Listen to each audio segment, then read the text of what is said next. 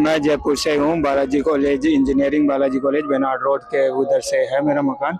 और यहाँ घूमने के लिए आया हूँ दोस्तों के साथ में। और होली को लेकर के आपका क्या कहना है? होली जयपुर में होली खेली जाती है, उसको लेकर। होली को लेके तो यही है कि बहुत अच्छी खेली जाती है, घूमते फिरते हैं, मजे आते हैं फ्रेंडों के साथ में, एंजॉय है। लेकिन वैसे तो कल ज्यादा मजा आएगा आज के कंपेयर में, क्योंकि मोस्टली कल ही मानी जाएगी होली, इसलिए। हाँ, चंद्र ग्रहण लग गया है, होली कल है, लेकिन मोस्टली जो है कई लोग हैं आज होली खेल रहे हैं, तो इसको लेकर के आप कैसे देखते हो? तो वो तो क्या है, एक दिन का गैप भी आ गया, उस पर भी डिपेंड करता है। वैसे तो नेक्स्ट डे ही होती है, लेकिन अब चंद्र ग्रहण है तो क्या ही होता है। वैसे खेलने वाले तो खेल रहे हैं, जैसे मैं हूँ, मैं खुद भी तो खेल रखा ही हूँ, वो तो है। लेकिन मोस्टली कल ही खेलेंगे और कल का ही रखा है सबने। आज क्या है, घूमने फिरने का है दोस्तों के साथ में, इसलिए थोड़ा सा बाहर आए हैं। कल फैमिली वगैरह के साथ में, कल वैसे खेलेंगे तब।